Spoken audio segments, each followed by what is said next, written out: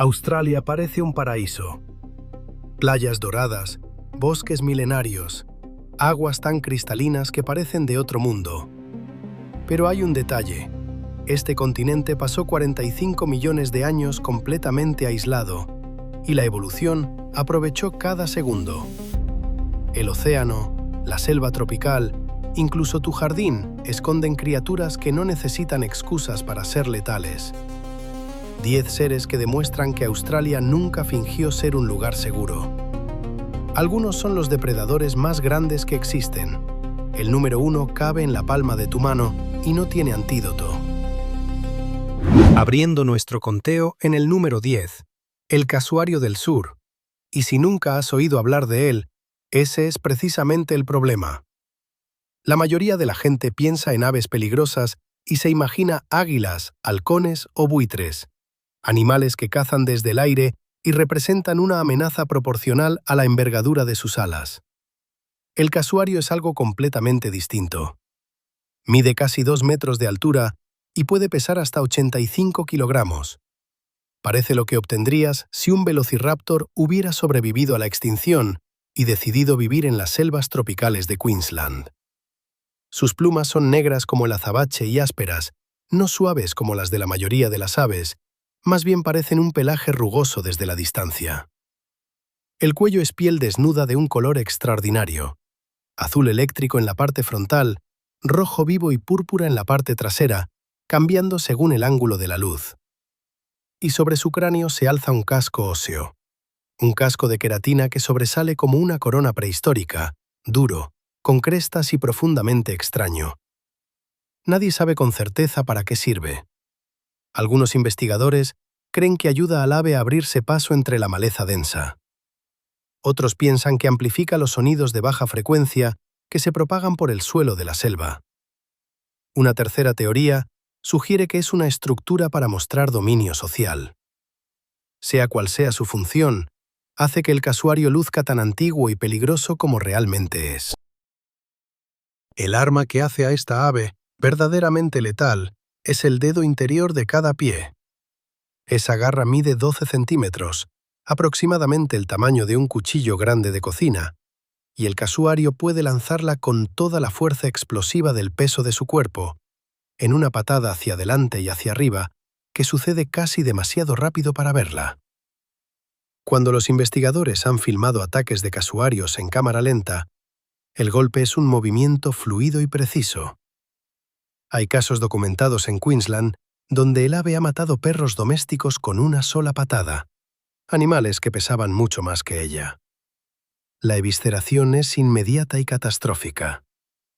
En 1926, un chico de 16 años llamado Philip McLean en Queensland murió cuando un casuario al que había derribado con un palo saltó y le cortó la vena yugular con un solo movimiento de esa garra interior. Sigue siendo una de las pocas muertes humanas confirmadas causadas por un ave en toda la historia moderna registrada. Lo que hace a los casuarios especialmente impredecibles es que no son agresivos con los humanos de forma natural, hasta que deciden serlo. Son territoriales, protegen ferozmente a sus crías y casi no sienten miedo instintivo hacia las personas en zonas donde turistas bien intencionados los han alimentado durante años. Un casuario que ha sido alimentado por humanos es un casuario que ya no ve a las personas como presencias neutrales en su entorno. Cuando la comida no aparece a tiempo, cuando alguien se acerca demasiado, cuando un ave con crías siente que su camino está bloqueado, el interruptor se activa sin aviso. No hay una larga exhibición de amenaza ni posturas cuidadosas. El ave simplemente carga. A toda velocidad, el casuario del sur alcanza los 50 kilómetros por hora. Puede nadar a través de ríos sin dudar, navegando corrientes fuertes con aparente facilidad. Puede saltar casi 2 metros en vertical. No puedes correr más rápido que uno en terreno irregular, ni puedes escapar trepando lo suficientemente rápido en la densa vegetación de su hábitat selvático. El gobierno de Queensland emite guías formales y detalladas para encuentros con casuarios, porque ya han sido necesarias debido a la cantidad de incidentes. La selva alrededor de Mission Beach y Daintree Es territorio privilegiado del casuario y cada año ocurren incidentes. La mayoría no llegan a los titulares internacionales. Eso no significa que no pasen. El casuario es el guardián de su bosque en un sentido biológico.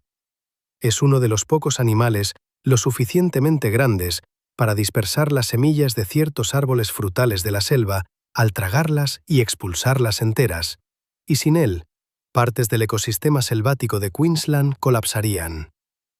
Es extraordinario e irreemplazable. También es algo a lo que no debes acercarte, alimentar, ni ponerte entre él y sus crías. Los locales lo saben bien. El casuario recuerda cada rostro. El número 9 no espera en la jungla.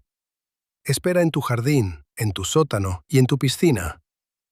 La araña embudo de Sydney es la más peligrosa del mundo y ha elegido vivir en una de las ciudades más densamente pobladas del planeta. Atrax robustus es su nombre científico y se ha ganado cada sílaba. El veneno de esta araña contiene un compuesto llamado delta-atracotoxina, específicamente la variante conocida como robustoxina, que ataca el sistema nervioso humano de una manera devastadora y única. A diferencia de la mayoría de los venenos de araña que alteran la química nerviosa de forma general, la robustoxina obliga a los canales de sodio dependientes de voltaje a permanecer abiertos, haciendo que cada nervio del cuerpo dispare de manera continua e incontrolable en una cascada que solo puede detenerse con intervención médica. El resultado es una secuencia clásica de horror: sudoración profusa y empapada, espasmos musculares por todo el cuerpo, náuseas y vómitos, un ritmo cardíaco acelerado que puede derivar en arritmias peligrosas, presión arterial en aumento y, finalmente, edema pulmonar, el llenado de los pulmones con líquido, seguido de la muerte. En los casos más graves, especialmente en niños, esta secuencia se ha documentado desarrollarse en menos de 15 minutos tras la picadura. La araña en sí está construida como un pequeño tanque blindado. Los adultos miden entre 1,5 y 3,5 centímetros de cuerpo, siendo las hembras más grandes que los machos, aunque irónicamente son los machos más pequeños los que producen el veneno más potente.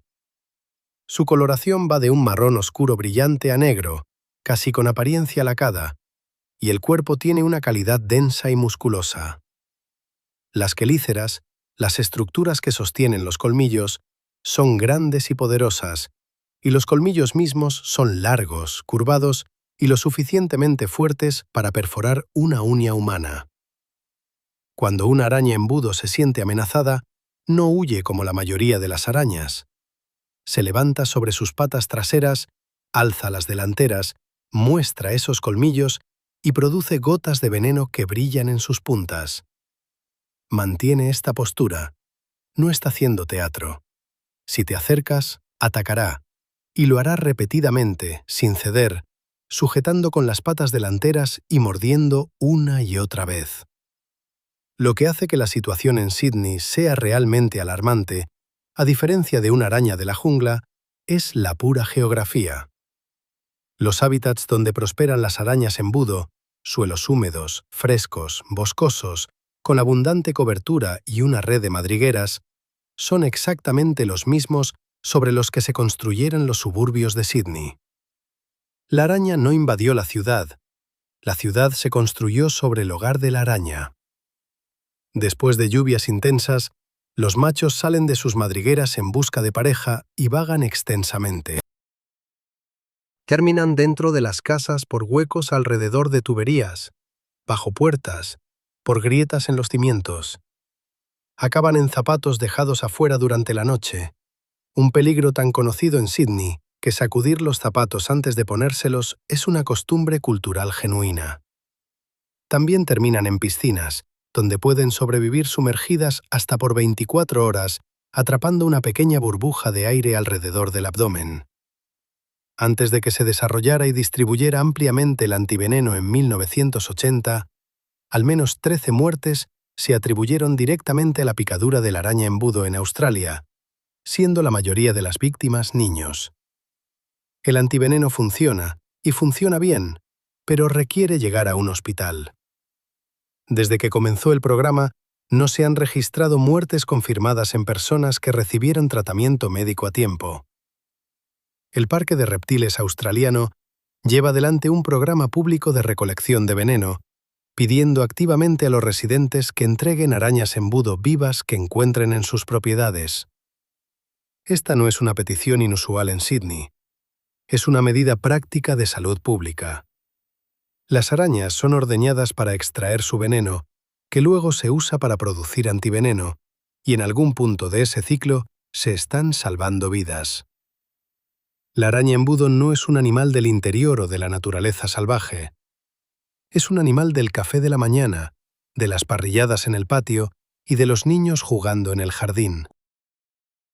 Es el peligro que no ves venir porque no lo buscas donde estás. En el número 8, el lugar no es para un animal, sino para la selva tropical misma. Porque la flora de Australia evolucionó en el mismo aislamiento brutal que su fauna, y dos plantas de la selva tropical de Queensland han tenido millones de años para desarrollar defensas que superan con creces cualquier amenaza que un depredador pueda representar. La estrella indiscutible de esta categoría es Dendrocnide moroides, el árbol urticante Gympie gympie, que crece en el sotobosque de la selva tropical de Queensland y parece completamente, peligrosamente común. Se parece a una ortiga gigante, hojas anchas en forma de corazón, sobre un arbusto que alcanza entre 1 y 3 metros de altura. Nada en su aspecto indica lo que es. Cada superficie de la planta, las hojas, los tallos, los frutos inmaduros, incluso las raíces, está cubierta de agujas huecas de sílice llamadas tricomas, cada una más fina que un cabello humano y rematada con un veneno tóxico. Al tocar la planta, esas agujas se rompen al contacto y se clavan en la piel y las membranas mucosas. Como están hechas de sílice, esencialmente vidrio, el cuerpo no puede descomponerlas enzimáticamente. Permanecen indefinidamente. Y la sustancia que liberan, que los investigadores creen que incluye un péptido neurotóxico complejo llamado moroidina, viaja a lo largo de esas agujas incrustadas y se aloja en las vías nerviosas bajo la piel. El dolor que provoca se describe con términos que rozan lo literario, porque el lenguaje común parece insuficiente. Los sobrevivientes lo han comparado con ser quemados con ácido mientras al mismo tiempo te golpean con electricidad, con ambas sensaciones alternándose en lugar de mezclarse. Viene en oleadas, es total, no se limita al punto de contacto, sino que se extiende por la extremidad afectada, el pecho, la ingle, dependiendo de dónde ocurrió la exposición. Lo que lo hace especialmente cruel es que no desaparece con el tiempo como el dolor común. Las agujas de sílice permanecen en el tejido. La neurotoxina sigue activa, y cualquier estímulo en la zona, agua fría, agua tibia, el roce de la ropa, incluso un cambio en la presión del aire, puede desencadenar una nueva oleada de dolor meses o años después del contacto original. Una investigadora llamada Marina Harley, que estudió la planta profesionalmente, documentó que simplemente estar cerca de ella mientras soplaba el viento era físicamente agonizante, porque las agujas desprendidas se volvían aéreas y tocaban su rostro y membranas mucosas. Casos documentados de la Segunda Guerra Mundial incluyen soldados que usaron las hojas como papel higiénico y luego experimentaron un dolor tan extremo que requirieron hospitalización. Se dice que un oficial de Queensland se disparó después de una exposición accidental en lugar de continuar soportando la sensación. Un caballo que corrió a través de un parche de Gympie gympie en las tierras altas de Atherton supuestamente murió en pocas horas, gritando sin parar. Estos relatos han sido cuestionados y verificados en distintos grados, pero lo que no está en duda es que esta planta ha causado hospitalizaciones documentadas, trauma psicológico y trastorno de estrés postraumático en investigadores que trabajan con ella usando equipo de protección completo. La segunda planta de esta lista actúa de manera diferente y, en algunos aspectos, más insidiosa. El manglar lechoso, Excoecaria agallocha, Es un árbol costero que se encuentra a lo largo de las costas tropicales y subtropicales de Queensland y el Territorio del Norte. Crece en las zonas de manglar que bordean playas, ríos y estuarios, ambientes que atraen a nadadores, pescadores, kayakistas y familias de vacaciones. El árbol en sí es poco llamativo. Corteza gris-marrón, hojas ovaladas, una altura modesta de alrededor de 15 metros en ejemplares maduros. Nada en él advierte peligro. El riesgo es invisible hasta que te alcanza. Cada parte de Excoecaria agallocha produce una savia lechosa blanca, en la corteza, las ramas, las hojas, el fruto. Esta savia es un irritante potente y un agente químico vesicante.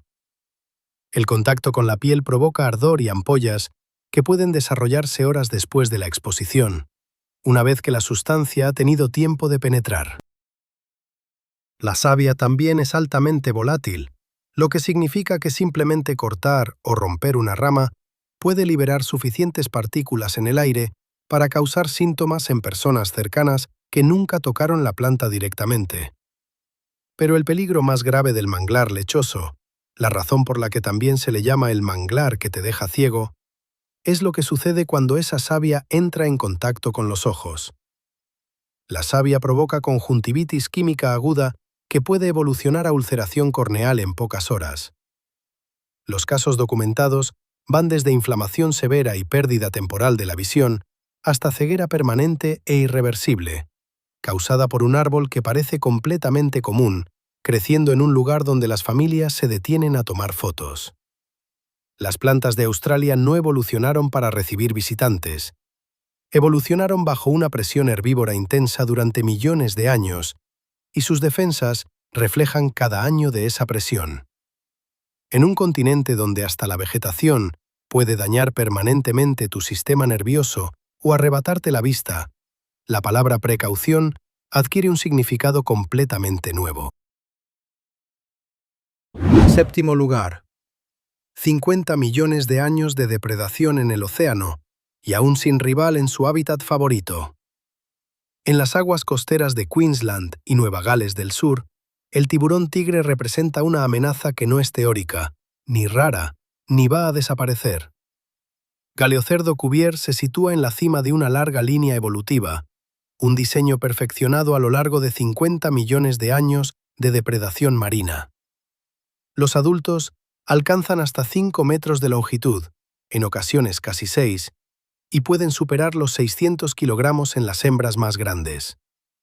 Su nombre proviene del patrón de rayas verticales oscuras que se observa en juveniles y adultos jóvenes, un diseño que se desvanece pero nunca desaparece por completo en los ejemplares mayores, dejando a los adultos con un tono gris-marrón moteado y sombrío que les brinda un camuflaje extraordinario en las aguas costeras turbias y verdosas que prefieren. Son robustos, poderosos, y tienen un hocico ancho y aplanado que alberga un sistema sensorial excepcional. Electrorreceptores capaces de detectar el campo bioeléctrico de un pez vivo enterrado en la arena, una línea lateral que percibe cambios de presión en la columna de agua a grandes distancias, y un sentido del olfato capaz de detectar compuestos orgánicos en concentraciones de partes por billón. El tiburón tigre es considerado ampliamente como la segunda especie de tiburón más peligrosa para los humanos, solo superado por el gran blanco en número total de ataques fatales confirmados a nivel mundial.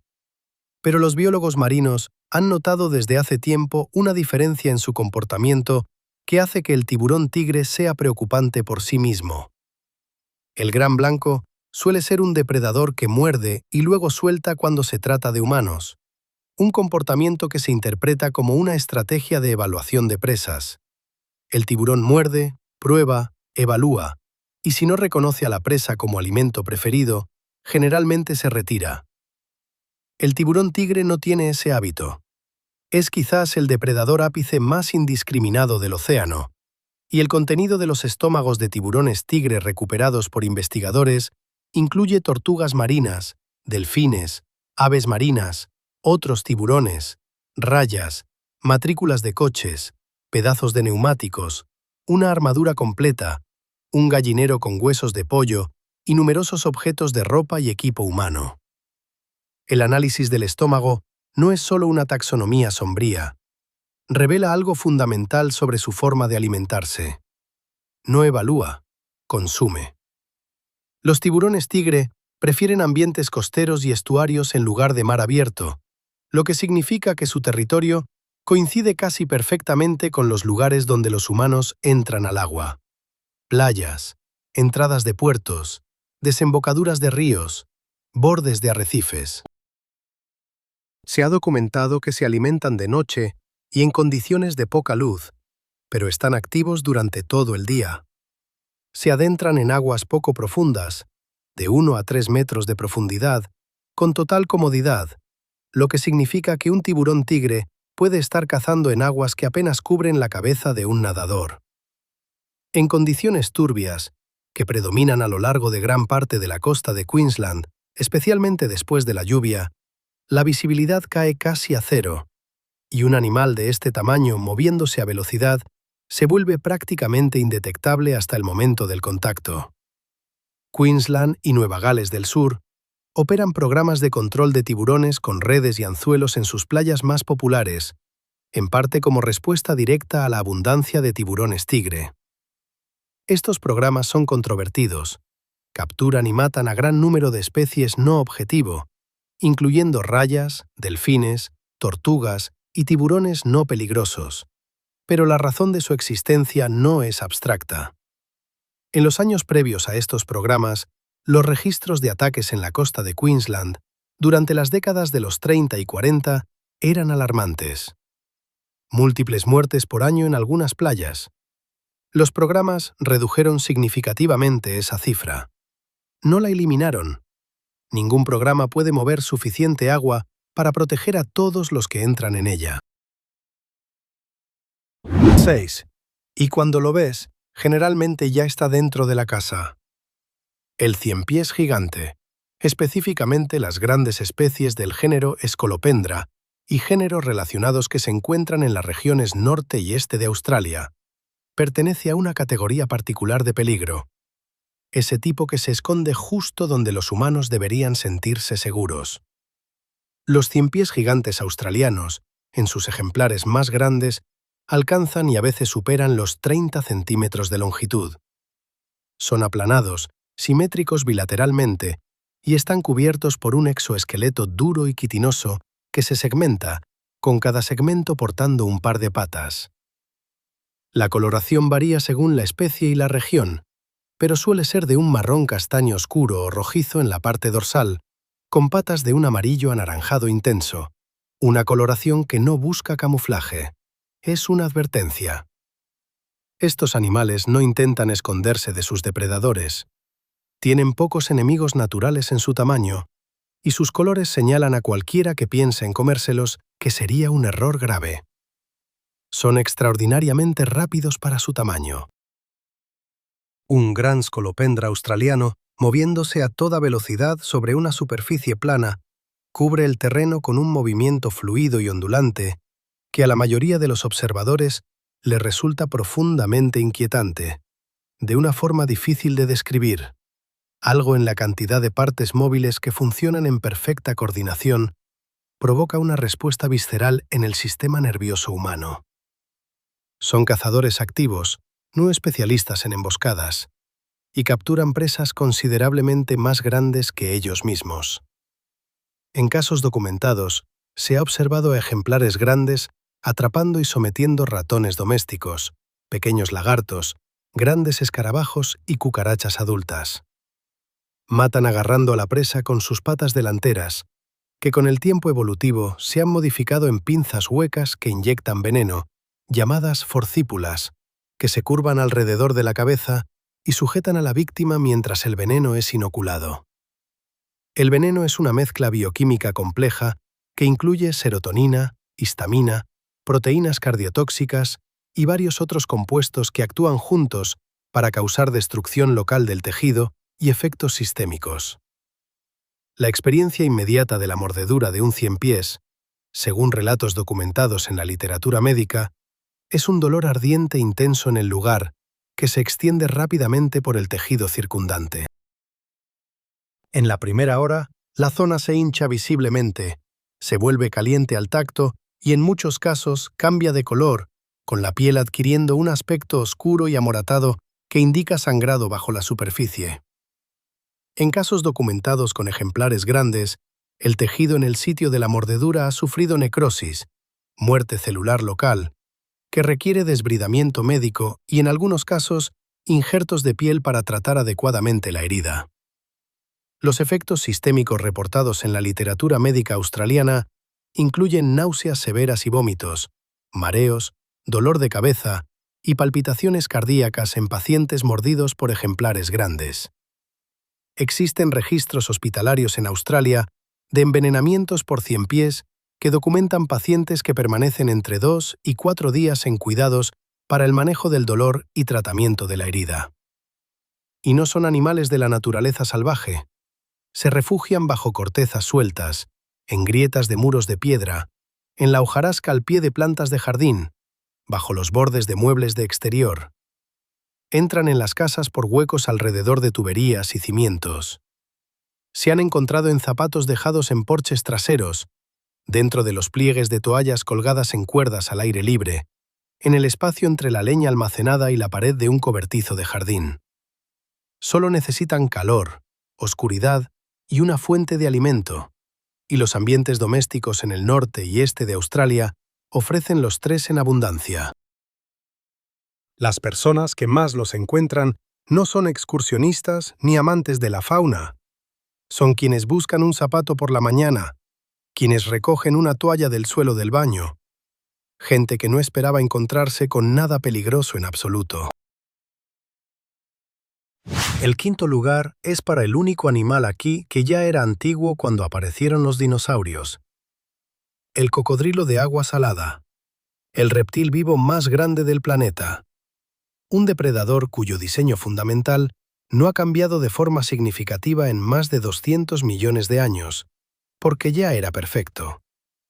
Crocodylus porosus no es simplemente un animal grande, es un animal grande que ha sido optimizado, generación tras generación, para la tarea específica de la caza de emboscada en ambientes acuáticos. Los adultos alcanzan regularmente de 5 a 6 metros de longitud y pueden pesar más de 1000 kilogramos. Solo el cráneo de un adulto grande mide más de 60 centímetros y alberga una musculatura mandibular que produce una fuerza de mordida medida en más de 16.000 newtons, la más alta de cualquier animal vivo y significativamente mayor que la de cualquier otra especie de cocodrilo. Las mandíbulas se cierran con una velocidad y fuerza que generan un impacto audible desde lejos. Una vez cerradas, no pueden abrirse desde fuera con la fuerza humana. El animal está diseñado, en cada detalle anatómico, para lo que hace. Los ojos y las fosas nasales están en la parte superior del cráneo, lo que permite que el animal permanezca casi completamente sumergido mientras mantiene contacto sensorial total con el entorno sobre la línea del agua. La piel contiene receptores de presión especializados llamados órganos sensoriales tegumentarios que detectan incluso las mínimas perturbaciones en el agua. Un pez moviéndose cerca, un ave posándose en la orilla, una persona cruzando aguas poco profundas a 50 metros corriente arriba. La coloración, gris oscuro parduzco en la superficie dorsal, amarillo pálido casi blanco en la parte inferior, proporciona un camuflaje notable en el agua turbia y sombreada por la vegetación de ríos, estuarios y canales de manglares. En estos ambientes, un cocodrilo de 6 metros no es un objeto evidente. Es una sombra. Es la oscuridad bajo un tronco sumergido. Es, hasta el momento en que se mueve, prácticamente invisible. El ataque en sí se llama la vuelta mortal, y es tan eficiente como su nombre indica. El cocodrilo espera, inmóvil, a que la presa se acerque, y la paciencia de un gran cocodrilo de agua salada no es una metáfora. Se han documentado casos de individuos manteniendo la posición durante horas. El ataque, cuando llega, es explosivo. El animal se lanza desde el agua o desde su posición fija, atrapa a la presa con sus mandíbulas y luego comienza inmediatamente a girar todo su cuerpo a lo largo de su eje longitudinal, la vuelta mortal, que hace dos cosas al mismo tiempo. Arranca pedazos manejables de carne de presas demasiado grandes para tragar enteras y desorienta completamente a la presa, haciendo casi imposible que escape del agarre.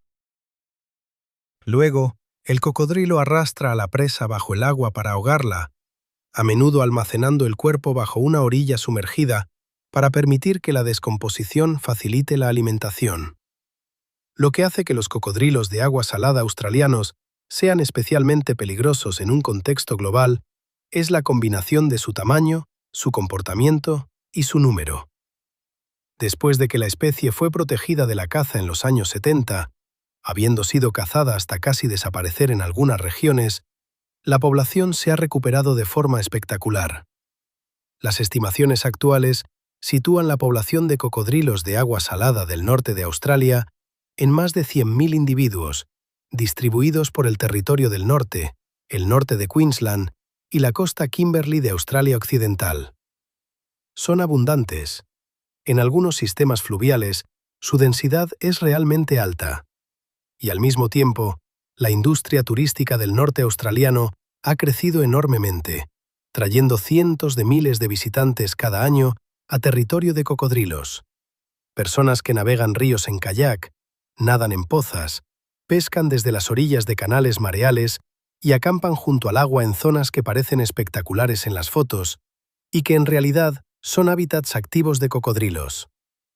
Las muertes que ocurren, que en Australia suman no más de una veintena por década, comparten patrones comunes en los informes de investigación posteriores. La víctima se acercó a la orilla sin observarla.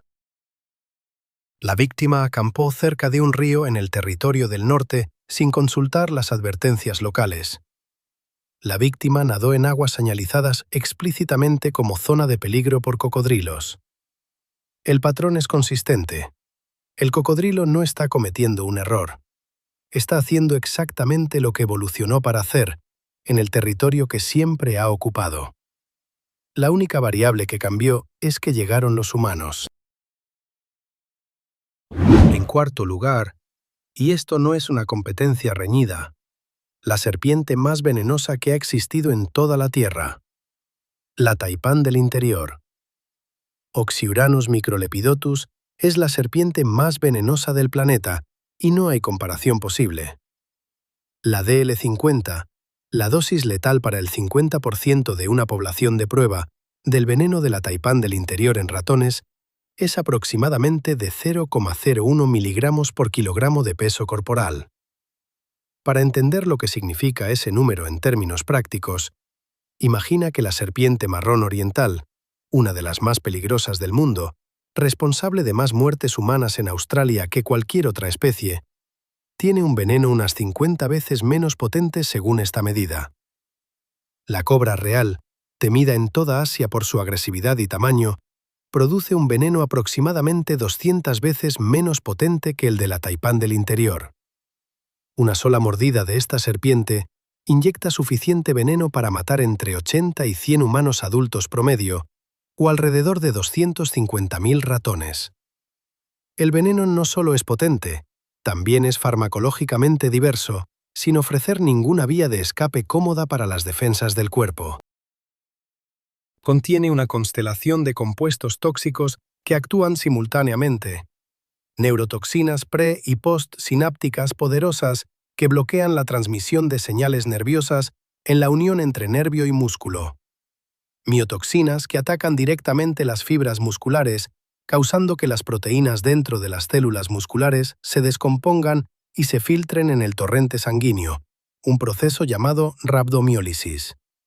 Hemotoxinas que destruyen los glóbulos rojos y coagulantes que inician una coagulación intravascular diseminada, una interrupción catastrófica de la capacidad de coagulación de la sangre en la que el sistema que debería detener el sangrado se consume a sí mismo. Sin tratamiento, la muerte por insuficiencia respiratoria suele ocurrir entre 45 minutos y unas pocas horas después de la envenenación, dependiendo del tamaño de la víctima y la cantidad de veneno inyectada. Y luego está el elemento específico que hace que el veneno de la taipán del interior sea aterradoramente único incluso dentro de este perfil ya devastador. la paradoxina. Este compuesto induce una parálisis rápida y masiva de los músculos esqueléticos en todo el cuerpo. La progresión es veloz. Las víctimas de mordeduras de taipán que lograron llegar a atención médica y sobrevivieron han descrito la experiencia de estar completamente conscientes, con pensamientos claros, audición intacta, totalmente presentes, mientras eran incapaces de mover cualquier músculo voluntario. No podían hablar. No podían pedir ayuda. No podían respirar sin asistencia mecánica. El cuerpo se apagaba de afuera hacia adentro, mientras la mente observaba. Y sin embargo, aquí está el detalle que desconcierta a casi todos los que conocen a esta serpiente. Es casi imposible encontrársela. La taipán del interior no vive cerca de ciudades, pueblos, ni siquiera destinos turísticos remotos. Habita las llanuras de suelo negro del centro y suroeste de Queensland y la esquina adyacente de Australia del Sur, una zona geológica específica donde el barro agrietado se encuentra con llanuras inundables estacionales, un paisaje de aislamiento extremo caracterizado por calor intenso, lluvias mínimas y muy pocos visitantes humanos. La serpiente desarrolló su veneno devastador específicamente para matar ratas de pelo largo, Rattus vilosissimus, la presa principal de ese entorno, mamíferos de sangre caliente que necesitan una muerte rápida con un solo golpe. La taipán no tiene ninguna razón particular para encontrarse con un ser humano, y en la mayoría de los encuentros reportados se retira cuando tiene la oportunidad. No hay muertes humanas confirmadas por mordeduras de la taipán del interior. El antiveneno, desarrollado a partir de una especie relacionada, es efectivo. El peligro de la taipán del interior es real, pero también en gran medida teórico para la gran mayoría de personas que nunca estarán en una llanura de barro agrietado en el interior australiano al amanecer. Lo que representa más que nada es el punto lógico al que llega la evolución cuando, operando en aislamiento, tiene millones de años para perfeccionar un solo instrumento de letalidad. El tercer lugar es para un animal que la mayoría de los buceadores fotografían a un brazo de distancia. Ahí está el problema. La serpiente marina rayada, un reptil que muchos buceadores ven solo como una oportunidad para la foto, sin imaginar que están flotando junto a uno de los animales más venenosos del océano. La Ticauda colubrina se encuentra en todo el sistema de arrecifes de coral del norte y noreste tropical de Australia, la Gran Barrera de Coral, el Mar de Coral, las aguas del Estrecho de Torres. Es uno de los animales con patrones más elegantes en las aguas australianas. Su cuerpo está cubierto por bandas alternas, limpias y precisas, de un negro profundo y un azul pálido casi blanco, con la coloración uniforme desde la cabeza hasta la cola en forma de pala. La cola aplanada, una adaptación evolutiva que funciona como una aleta, se mueve en el agua con una eficiencia sinuosa y sin esfuerzo que la mayoría de nadadores y buceadores describen como hermosa. Este animal no es una serpiente terrestre adaptada a regañadientes al agua. Está diseñada para el arrecife, perfectamente adaptada para navegar por estrechas grietas de coral y perseguir peces hasta sus escondites. Los buceadores se encuentran con serpientes marinas rayadas con frecuencia en los sistemas de arrecifes del norte. En cuanto a su comportamiento observable, la serpiente es dócil. No se acerca a los buceadores, no muestra posturas amenazantes ni persigue. Sigue su propio camino, caza peces de arrecife, especialmente anguilas, en los laberínticos pasajes de coral, sale a la superficie para respirar a intervalos y a veces descansa apoyada sobre cabezas de coral en momentos de calma. La mayoría de los buceadores las fotografían. Algunos se acercan mucho. Unos pocos, en incidentes documentados, las han tomado en sus manos. Aquí es donde el contexto se vuelve crucial. El veneno de la serpiente marina rayada es una neurotoxina potente con una toxicidad que, según el método de medición, es entre 8 y 10 veces mayor que la de la cobra real.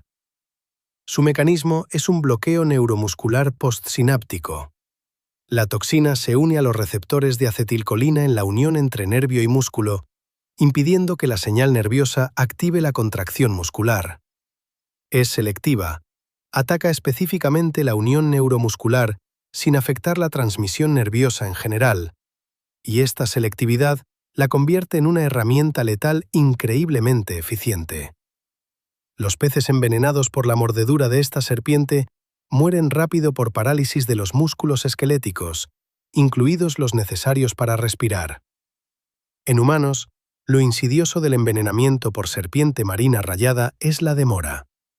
A diferencia de las mordeduras que causan dolor inmediato e inflamación local, el veneno de esta serpiente suele producir poca o ninguna reacción local al principio. La mordedura en sí es leve.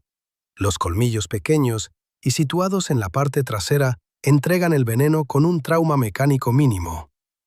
En casos documentados, las víctimas han reportado sentir solo un pequeño pinchazo momentáneo, o a veces nada en absoluto. Los efectos neurotóxicos suelen comenzar a manifestarse entre 30 minutos y varias horas después de la mordedura. Primero un cosquilleo en los labios y alrededor de la boca, luego dificultad progresiva para tragar, debilidad muscular que se extiende desde el sitio de la mordedura y finalmente la falla de los músculos respiratorios. Sin ventilación mecánica en ese momento, la muerte ocurre por asfixia. El dato crítico sobre la serpiente marina rayada es que el riesgo es muy bajo para los buceadores que siguen las prácticas estándar: observar, fotografiar y no manipular. Su temperamento hace que las mordeduras accidentales sean raras. Los casos documentados casi siempre involucran manipulación: pescadores cuyos redes atraparon serpientes marinas, buceadores que las levantaron para examinarlas, personas que encontraron una varada y trataron de ayudar sin saber qué era. La gran mayoría de quienes ven una serpiente marina rayada en libertad nunca estarán en peligro. Lo que cambia tu experiencia al verla moverse por el arrecife, una vez que sabes lo que estás viendo, es entender que toda su belleza, desde la perspectiva de la serpiente, es completamente irrelevante. Segundo lugar, el animal que cambió por completo la forma en que toda una generación percibía el océano, y cuya presencia en las aguas del sur de Australia no es un mito, sino un hecho documentado, medido y científicamente comprobado. El gran tiburón blanco, Carcharodon carcharias. Solo su nombre pesa mucho en la boca de los biólogos marinos que lo estudian en las frías aguas del sur australiano. Los adultos de la población de Australia del Sur suelen alcanzar los 5,5 metros. Individuos excepcionales han sido medidos con fiabilidad por encima de los 6 metros, y en la literatura científica aún persisten informes no verificados de ejemplares que se acercan a los 7 metros. Con 6 metros y 2.000 kilogramos, un gran tiburón blanco no es simplemente un pez grande. Es un misil con un sistema sensorial de una sofisticación extraordinaria en su parte frontal. Las capacidades del gran blanco para detectar presas han sido estudiadas en profundidad, y lo que surge de esa investigación es la imagen de un animal que se mueve en un mundo sensorial casi incomprensible para un observador humano. La línea lateral, un sistema de canales que recorre cada lado del cuerpo, detecta cambios en la presión del agua con tal sensibilidad que puede sentir la turbulencia que deja una foca nadando a 50 metros.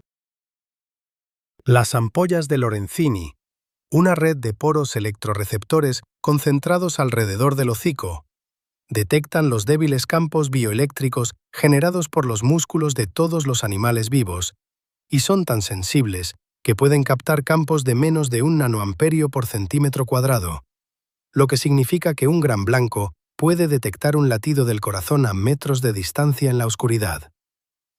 El sistema olfativo puede detectar una sola gota de sangre diluida en 100 litros de agua. Estos sistemas sensoriales funcionan simultáneamente en capas redundantes, de modo que un objeto que se mueve en el agua genera un perfil completo de señales: movimiento, presión, firma eléctrica, rastro químico, todo procesado en tiempo real. Las aguas del sur de Australia, especialmente la región alrededor de las islas Neptuno, Port Lincoln y la Gran Bahía Australiana, albergan una de las concentraciones documentadas más grandes de tiburones blancos en el mundo. La población se sostiene gracias a las vastas colonias de leones marinos australianos y lobos marinos de nariz larga de la costa sur, la presa natural principal del gran blanco, y a la geografía del océano austral, que ofrece aguas frías y ricas en oxígeno, con la temperatura exacta que prefieren los grandes blancos para cazar. El gobierno de Australia del Sur y organizaciones de investigación han marcado y rastreado a ejemplares individuales de esta población durante años. Lo que ha revelado ese seguimiento es que los grandes blancos no se quedan en un solo lugar. Se mueven, a veces a distancias enormes, cruzando entre Sudáfrica y Australia, entre las islas Neptuno y Nueva Gales del Sur, siguiendo presas y gradientes térmicos a lo largo de miles de kilómetros. En términos prácticos, esto significa que toda la costa sur y sureste de Australia está dentro del rango activo de esta población. La fuerza de la mordida se estima en aproximadamente 18.000 newtons, comparable, y en algunos aspectos superior, al cocodrilo de agua salada. Los dientes son serrados, diseñados para cortar más que para agarrar, lo que hace que los ataques de tiburón blanco a humanos sean tan frecuentemente fatales. No es necesariamente la mordida en sí, aunque el daño mecánico es catastrófico, sino lo que la mordida corta. La arteria femoral en el muslo, la arteria ilíaca de la pelvis, la aorta abdominal. Estos vasos transportan la sangre de la parte inferior del cuerpo y están completamente desprotegidos por huesos en la mayoría de las posiciones anatómicas. Una sola mordida que corte cualquiera de ellos provoca una hemorragia a un ritmo imposible de controlar en el agua. La supervivencia en casos documentados de ataque se relaciona más fuertemente con dos variables: la proximidad a la orilla en el momento del ataque y la presencia de otras personas que brindaron ayuda física inmediata para sacar a la víctima del agua. ¿Qué efecto tiene la presencia de este animal sabiendo que están ahí afuera, en el agua, justo ahora, frente a la costa del sur de Australia, en tu disposición para meterte al mar? Deja tu respuesta en los comentarios. Sea cual sea tu instinto, la siguiente entrada pertenece a algo mucho más pequeño, mucho más probable que esté a un brazo de distancia y varios grados más letal. Y en primer lugar, sin antídoto, sin señal de advertencia, cabe en la palma de la mano. Está esto. No tiene aletas, no tiene dientes. Se posa en una charca de marea en una tarde soleada, esperando a que un turista curioso lo levante. El pulpo de anillos azules, Hapaloclaena lunulata en las aguas cálidas del norte, Hapaloclaena maculosa en las frías del sur, y varias especies relacionadas a lo largo de la costa del continente, se encuentra en los sistemas de arrecifes poco profundos, pozas rocosas y arenas someras a lo largo de prácticamente toda la costa australiana. Su cuerpo en reposo mide quizás entre 5 y 8 centímetros de ancho, más pequeño que una pelota de tenis, y su coloración es un marrón arenoso jaspeado, casi perfectamente diseñado para camuflarse en el fondo rocoso o arenoso del mar. No hay nada en él, en reposo, que advierta peligro. Nada que advierta algo en absoluto. Es un pequeño cefalópodo de cuerpo blando, sentado en una grieta entre las rocas, moviéndose ocasionalmente con ese extraño y fluido movimiento que tienen los pulpos, con los brazos desplegándose y plegándose con una gracia inquietante. Y entonces lo tocas. O se siente amenazado, o la sombra de tu mano cae sobre él. Y en un instante demasiado rápido para observar conscientemente, algo cambia en todo su cuerpo. 60, 80, a veces más de 100 anillos distribuidos por los brazos y el manto se abren al mismo tiempo, cada uno pulsando en un azul iridiscente y brillante que parece iluminado desde dentro. Un azul tan vívido, tan eléctrico, tan profundamente distinto a cualquier otro color en la naturaleza, que captura la atención de inmediato. Es una de las señales de advertencia más bellas que la evolución haya creado. Muchas personas que lo ven en persona, sosteniendo al animal, reaccionan con asombro. Levantan el pulpo más alto, lo orientan hacia la luz, llaman a sus compañeros para que vengan a mirar. El veneno es tetrodotoxina. Este compuesto, producido no por el pulpo mismo, sino por bacterias simbióticas, Pseudohalteromonas tetraodonis y varias especies relacionadas que viven en las glándulas salivales del animal, es uno de los tóxicos naturales más potentes del planeta. Su mecanismo es elegante en el sentido más aterrador. Bloquea los canales de sodio dependientes de voltaje en las membranas de las células nerviosas con una eficiencia extrema, impidiendo que el impulso eléctrico se propague. La célula nerviosa no puede disparar. La señal del cerebro al músculo no se completa. No es una interrupción del sistema nervioso, es un apagón total. Y la tetrodotoxina hace esto en todo el cuerpo al mismo tiempo, porque llega a cada nervio a través del torrente sanguíneo. No existe antídoto. No es una falla o una carencia en el desarrollo farmacéutico. La tetrodotoxina es una molécula pequeña, no una proteína. No puede ser neutralizada con terapia de anticuerpos como los venenos basados en proteínas. El único tratamiento médico disponible es el cuidado intensivo de soporte. Ventilación mecánica para mantener al paciente respirando mientras el veneno se elimina naturalmente del cuerpo, un proceso que lleva horas. El paciente no recibe ningún medicamento que ataque el veneno en sí. Permanece en una cama de la unidad de cuidados intensivos, conectado a un ventilador, esperando a que el tóxico se metabolice. La tasa de mortalidad es alta en regiones sin acceso inmediato a ventilación mecánica. Un solo pulpo de anillos azules adulto lleva suficiente tetrodotoxina para matar a 26 humanos adultos. La dosis necesaria para matar a una persona es aproximadamente 2 miligramos. El pulpo lleva alrededor de 25 miligramos en sus glándulas salivales. No necesita morder para inocularla. Las bacterias que producen el veneno también colonizan la piel del pulpo, lo que significa que el veneno está presente en la superficie del animal y puede absorberse a través de las membranas mucosas al contacto. La mordedura, cuando ocurre, es casi indolora. El pico del pulpo es pequeño, la inyección apenas deja marca. La mayoría de las víctimas documentadas de envenenamiento por pulpo de anillos azules no se han dado cuenta de que fueron mordidas. La primera señal aparece minutos después. Un hormigueo en los labios y la lengua. Luego entumecimiento que se extiende por la cara. Después, los brazos y las piernas se vuelven pesados, primero simplemente difíciles de mover, luego progresivamente, inexorablemente, se niegan a obedecer. La conciencia permanece completamente intacta durante todo este proceso. Piensas con claridad. Entiendes lo que está pasando.